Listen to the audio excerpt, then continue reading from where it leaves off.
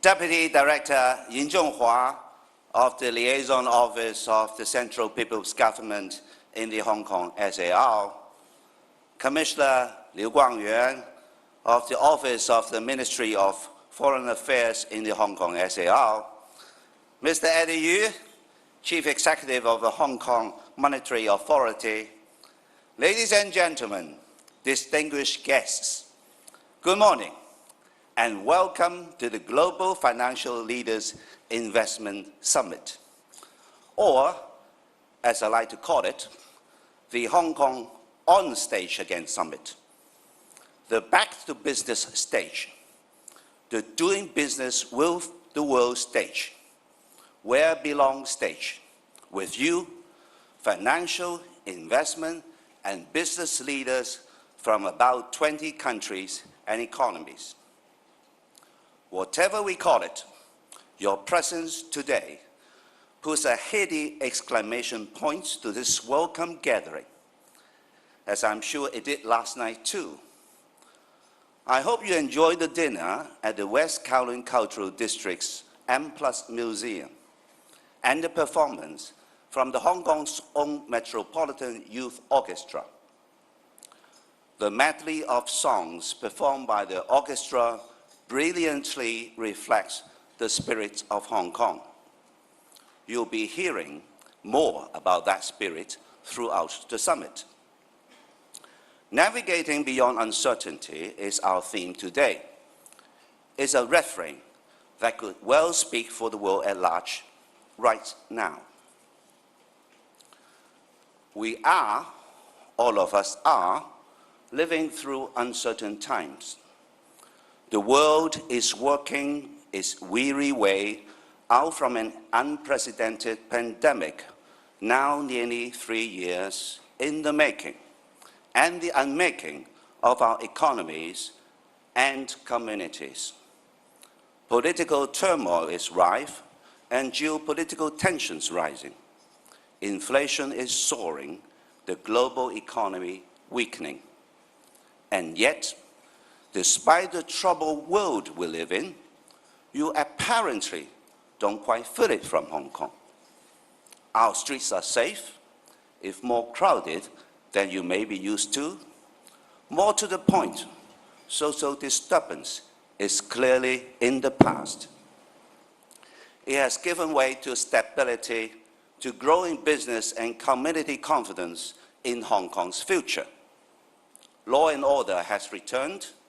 The worst is behind us. That's thanks to the long-established certainties and unique advantages.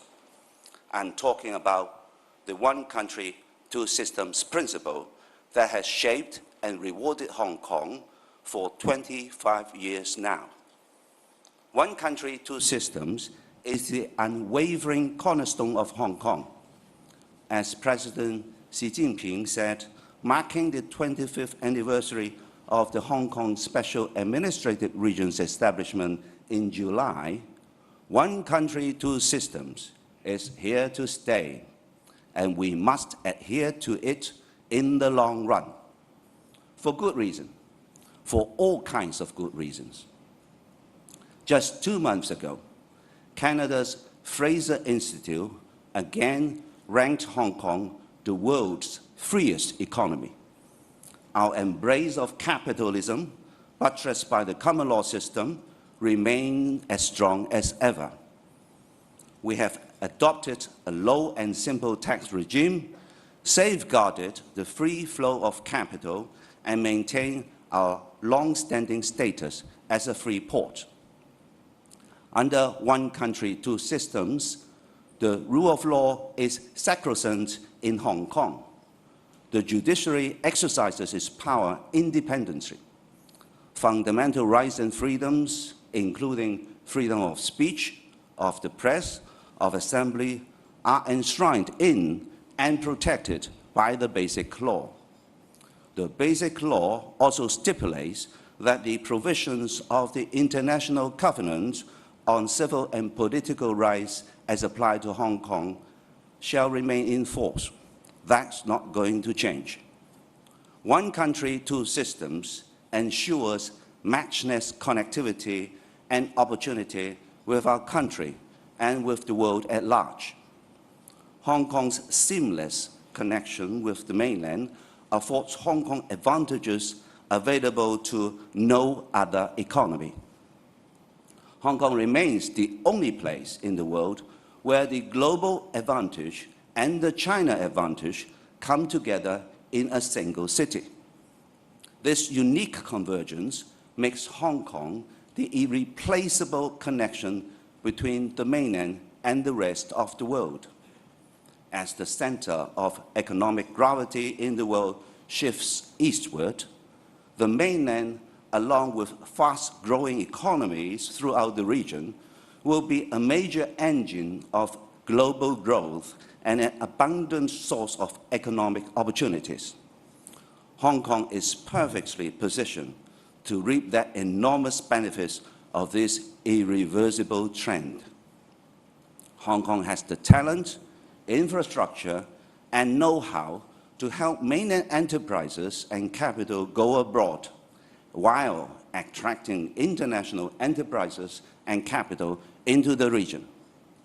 That brings me to another certainty: Hong Kong's status as one of the world's leading financial centers and China's major international financial center.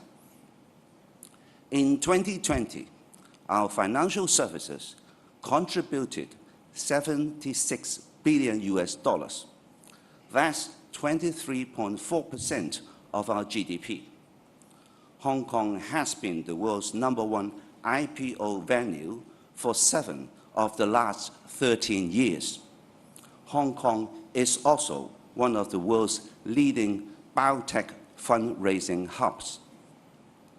The total market turnover on Hong Kong Stock Exchange last year reached a record $5.2 trillion. Our banking system held assets equivalent to about 9.4 times of our GDP in 2021. Last year, our insurance sector ranked first in Asia and second in the world, with assets under management of more than $4.5 trillion. 2/3 of that funding was sourced from non-Hong Kong investors. Hong Kong is also a leading bond hub in Asia. And for the past 6 years in a row, we've been the world's largest center for arranging Asian international bonds. We were the first Asian government to issue 30-year and 20-year green bonds denominated in US dollars and euros, respectively. These are not just numbers. They demonstrate Hong Kong's immense strengths when it comes to financial services. We were, we are, and we will remain one of the world's leading financial centers. And you can take that to the bank. Hong Kong is certain to scale new heights. Charting a brighter tomorrow for Hong Kong is the theme of my policy address, which was delivered just 2 weeks ago. In it, I introduced a series of major initiatives to raise our competitiveness, create impetus for growth, and expedite Hong Kong's progress to prosperity. I should highlight that the Hong Kong SAR government, under my leadership, will take a result-oriented approach. We will focus on the outcome of policies rather than laboring away on concepts and procedures. For businesses and investors, that means we will act as leader, enabler, facilitator, and even partner in development. We will be proactive in attracting strategic enterprises and top talents to Hong Kong. How will we accomplish that?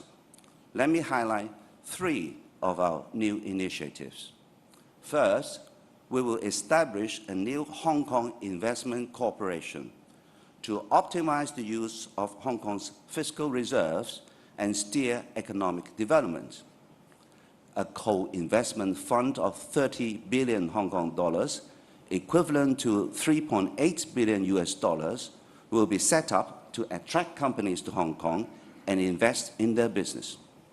Second, we will put in place an array of new initiatives to help enterprises, investments, and innovative professionals build a base, a home in Hong Kong.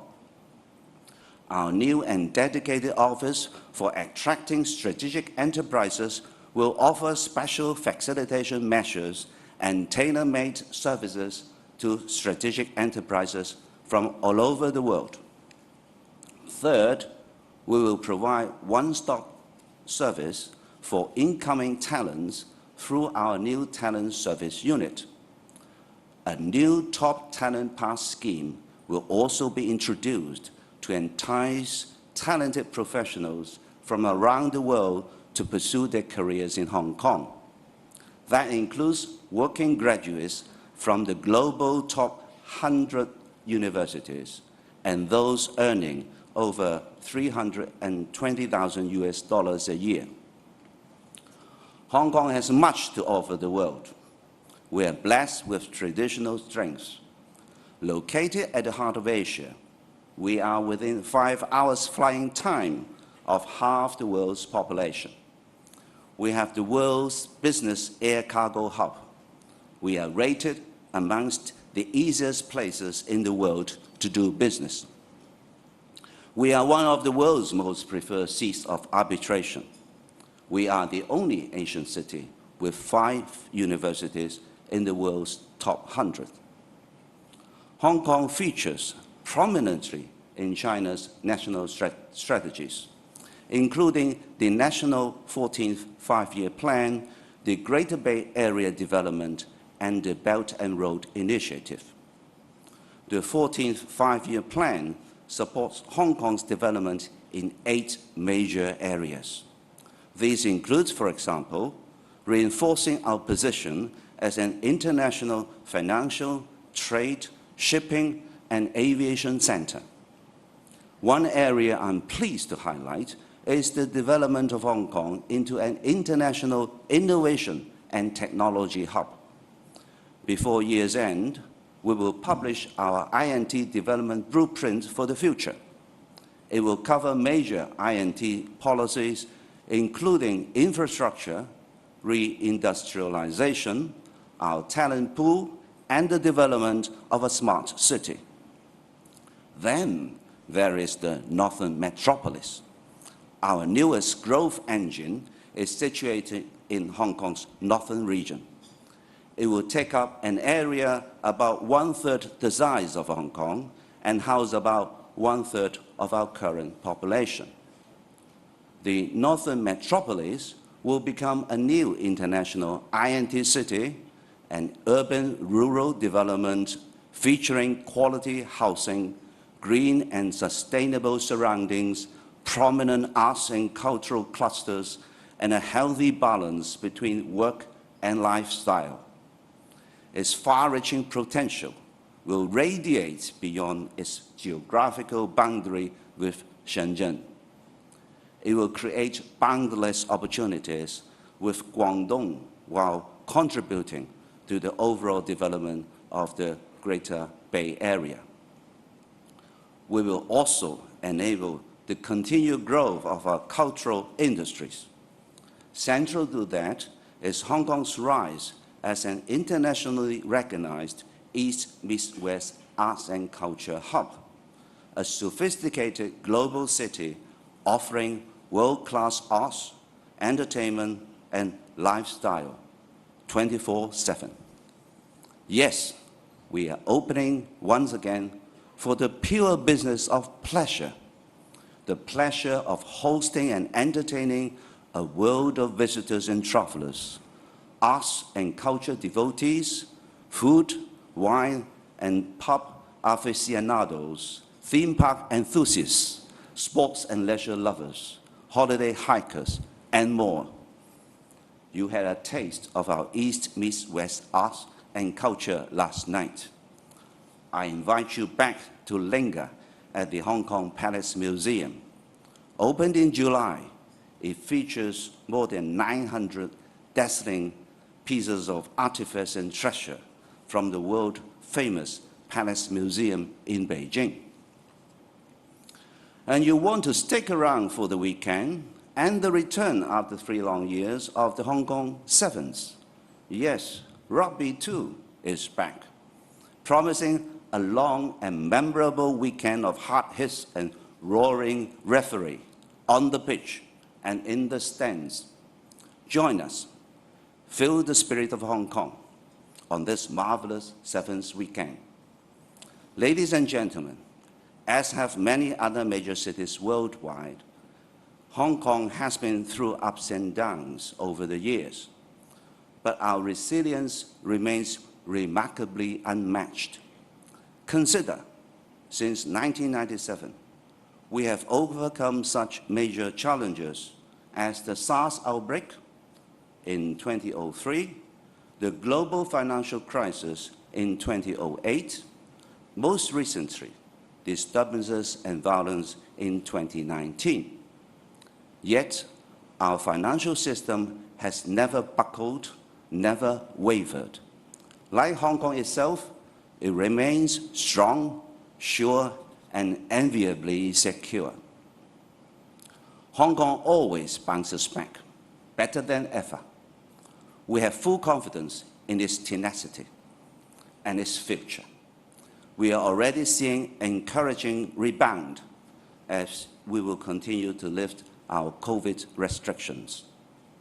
I would like to thank the Hong Kong Monetary Authority for organizing this seminal 3-day Global Leaders Investment Summit, or the Hong Kong On Stage Again Summit. I know you will make the most out of the panel sessions and discussions. After all, they are led by some of the world's brightest minds in finance. And I wish you all the best of Hong Kong's business and investments in the coming year. Before I close, I would like to tap into your success stories. Ladies and gentlemen, you are among the world's most successful business people and investors. You know full well the equation to the most promising investments: opportunity and timing. Good investors focus on tomorrow as much or more than today. They look for prospects touching bottom, for opportunities soon to soar. Look at Hong Kong. I can tell you, the worst is behind us. Opportunity and timing are right here, right now in Hong Kong. This is the moment you have been waiting for. Go for it. Get in front, not behind. Thank you. Thank you all.